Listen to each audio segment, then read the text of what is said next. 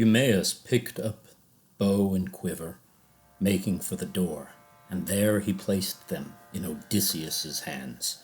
Calling Euryclea to his side, he said, Telemachus trusts you to take care of the woman's doorway. Lock it tight. If anyone inside should hear the shock of arms or groans of men in hall or court, not one must show her face, but go on with her weaving. The old woman nodded and kept still. She disappeared into the woman's hall, bolting the door behind her. Philoetios left the house now at one bound, cat-like, running to bolt the courtyard gate. A coil of deck rope of papyrus fiber lay in the gateway. This he used for lashing and ran back to the same stool as before, fastening his eyes upon Odysseus. And Odysseus took his time, turning the bow, tapping it every inch for borings that termites might have made while the master of the weapon was abroad. The suitors were now watching him, and some jested among themselves. A bow lover! Oh, a dealer in old bows! Maybe he has one like it at home! One disdainful suitor added, May his fortunes grow an inch for every inch he's able to bend it. But the man, skilled in all ways of contending, satisfied by the great bow's look and heft, like a musician, like a harper, when with quiet hand upon his instrument he draws between his thumb and forefinger a sweet new string upon a peg, so effortlessly Odysseus in one motion strung the bow, then slid his right hand down the cord and plucked it, so the taut gut vibrating hummed and sang a swallow's note. In the hushed hall it smote the suitors, and all their faces changed.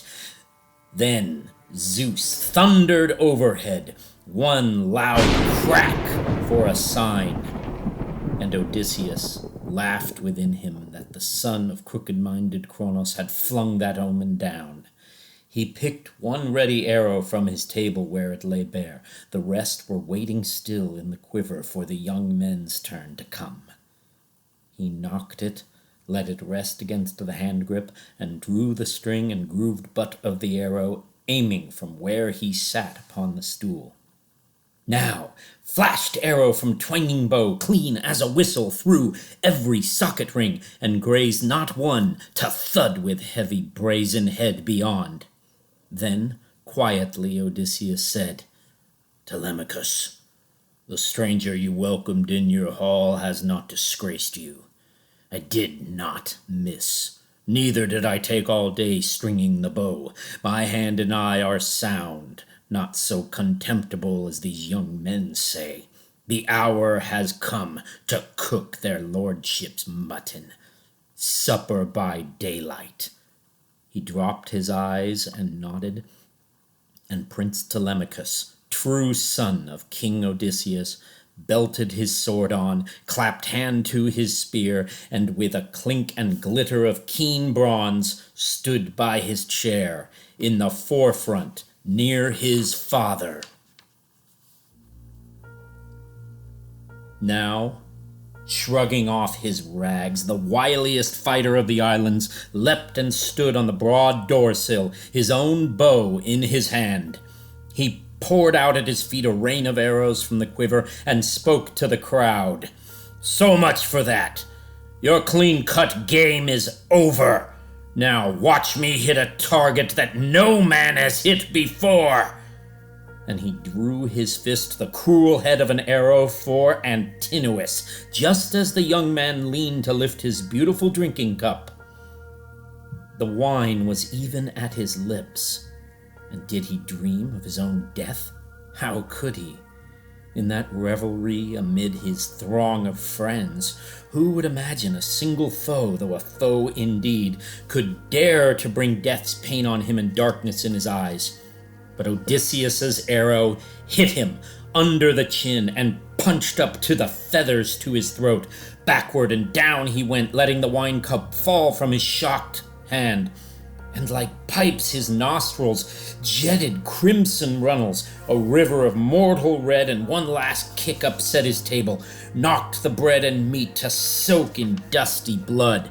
The suitors jostled in uproar down the hall, every one on his feet. Wildly they turned and scanned the walls in the long room for arms. But not a shield, not a good spear was there for a man to take and throw. All they could do was yell in outrage at Odysseus. "Foul to shoot a man! That was your last shot! Your own throat will be slit for this!" For they imagined, as they wished, that it was a wild shot, an unintended killing. Fools, not to comprehend, they were already dead. But glaring under his brows, Odysseus answered, "You yellow dogs! You thought I'd never make it home from the land of Troy. You took my house to plunder, twisted my maids to serve your beds. You dared bid for my wife while I was still alive. Contempt was all you had for the gods who rule wide heaven. Contempt for what men say of you hereafter. Your last hour has come. You all die in blood." As they all took this in, sickly green fear pulled at their entrails, and their eyes flickered, looking for some hatch or hideaway from death. Eurymachus alone could speak. He said, "If you are Odysseus of Ithaca, come back. All that you say these men have done is true.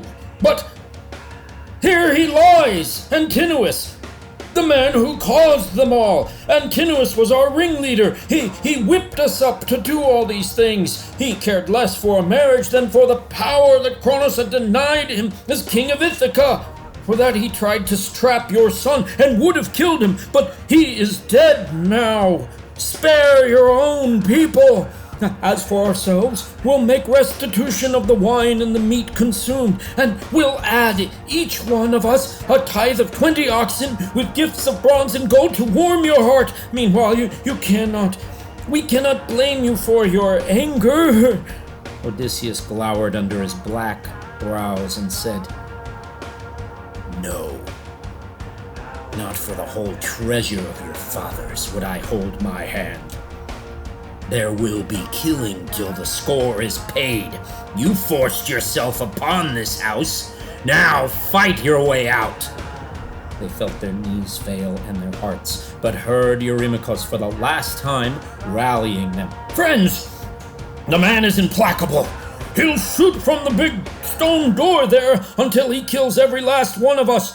Fight, I say. Let's remember the joy of it. Now swords out! After me! Everyone rush him where he stands!" And he drew his own sword as he spoke, a broadsword of fine bronze. Then, crying hoarse and loud, he hurled himself at Odysseus. But the kingly man let fly an arrow at that instant, and the quivering, feathered butt sprang to the nipple of his breast as the barb stuck in his liver. The bright broadsword clanged down. He lurched and fell aside, and his head slammed on the ground. Both feet kicking out, he downed his chair, while the shrouding wave of mist closed on his eyes. Amphinomus now came running at Odysseus, broadsword naked in his hand, but with a spear throw from behind, Telemachus hit him between the shoulders, and the lance head drove clear through his chest. He left his feet and fell forward, thudding forward against the ground. Telemachus swerved around him, leaving the long dark spear planted in Amphinomus. He ran to his father's side and halted, saying, "Father, let me bring you a shield and spear, a pair of spears, a helmet. I can arm on the run myself. I'll give outfits to Eumaeus and this cowherd. Better to have equipment," said Odysseus. "Run then, while I hold them off with arrows as long as these arrows last. When they're all gone, if I'm alone, they can dislodge me." Quick upon his father's words, Telemachus ran to the room where the spears and armor lay, and ran back, loaded down to his father's side. The servants armed themselves, and all three took their stand beside Odysseus, the master of battle. While he had arrows, he aimed and shot, and every shot brought down one of his huddling enemies. But when all the barbs had flown from the bowman's fist, he leaned his bow on the bright entryway beside the door, and armed a 4-ply shield, a crested helm, horse-tailed nodding stormy on his head, then took his tough and bronze-shod spears. The suitors who held their feet could see a window high in the recess of the wall, a vent lighting the passage to the storeroom. A suitor named Agelios asked the suitors, "Who will get a leg up on the window and run the alarm to town?" His answer came from the goat-herder, Melanthios. "No chance, my lord. The exit in the courtyard is too near them, too narrow. No, let me scale the wall and bring your arms out of the storage chamber. Odyssey and his son put them indoors, I'm sure of it, not outside." That goatish goat-herder clamped up the wall, toes in the chinks, and slipped through the storeroom. He handed down all quickly to the suitors the weapons. Odysseus, when he saw his adversaries girded and capped and long spears in their hands, spoke rapidly to his son. "Telemachus, one of the serving women is tipping the scales against us in this fight, or maybe it's Melanthios." But sharp and clear Telemachus said, "It is my own fault, father. The storeroom door, I left it open. Eumaeus, go and lock that door. Bring back word if a woman is doing this or Melanthios. More likely it is he." Even as they conferred, Melanthios entered the storeroom for a second load, and the swineherd at the passage entry saw him. He cried out to his lord, "Odysseus, master mariner and soldier, there he goes, the monkey, as we thought, there he goes into the storeroom." Odysseus said, "Telemachus and I will keep these gentlemen in the hall for all their urge to leave. You two, go throw him into the storeroom, and wrench his arms and legs behind him, and lash his hands and feet to a plank. Hoist him up on the roof beams. Let him live on there, suffering at his leisure." The two men heard him with appreciation, and ducked into the passage. Melanthios, rummaging in the chamber, did not hear them. He turned back with a handsome crested helmet in one hand, in the other an old shield. As Melanthios came out the door, the two men sprang, jerked him backwards by the hair, and threw him. Hands and feet they tied with a cutting cord behind him, so his bones would grind in their sockets. Then, with a whip of rope, they hoisted him in agony up a pillar to the beams, and, oh, my swineherd, you were the one to say, "Watch through the night up there, Melanthios. An airy bed is what you'll need." They scooped for helm and shield and left him there, contorted, screaming in his brutal sling, and shut the doors, and went to join Odysseus, facing 20 men. But now, in the gracious doorway stepped Zeus's daughter Athena. She wore the guise of Mentor, and Odysseus appealed to her in joy. "Mentor, join me in this fight. Remember how all my life I've been devoted to you, friend of my youth." For he guessed it was Athena, hope of soldiers. Cries came from the suitors. "Mentor, don't let Odysseus lead you astray to fight against us. Think twice. We are resolved. We'll do it. After we kill them, the father and son, you too will have your throats slit for your pains." Athena grew angry. Her anger was like a storm wind. "Oh, what falling off! Where is your valor? Where is the iron hand that fought for Troy, for Helen, pearl of kings Odysseus? How many foes your hand brought down in bloody play of spears?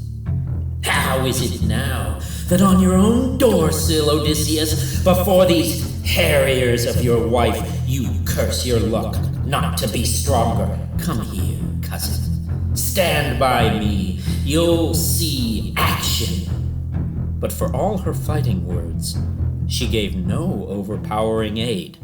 Not yet. Father and son must be tested. They must prove their mettle still.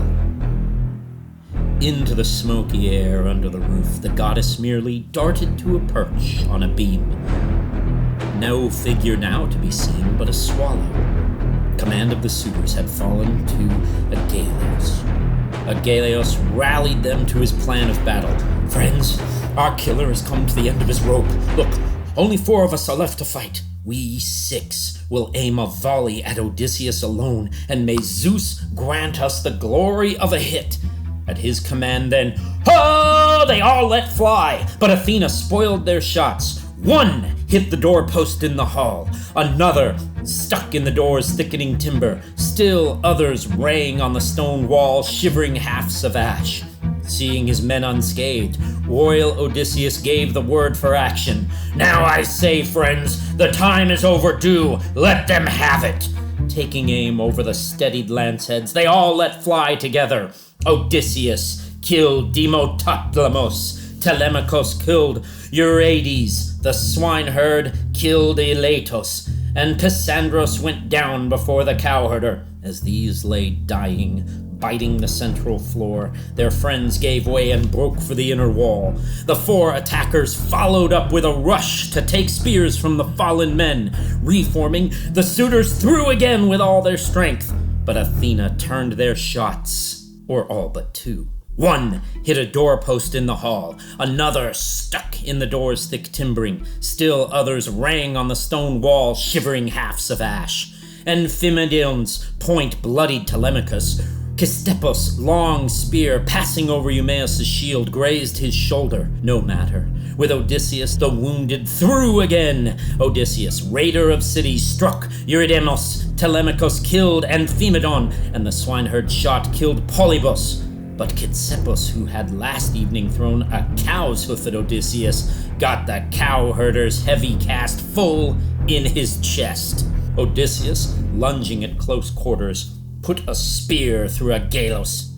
Telemachus hit Leocritus from behind and pierced him, kidney to diaphragm. Speared off his feet, he fell face downward on the ground. At this moment, that unmanning thundercloud, the Aegis, Athena's shield, took form aloft in the great hall.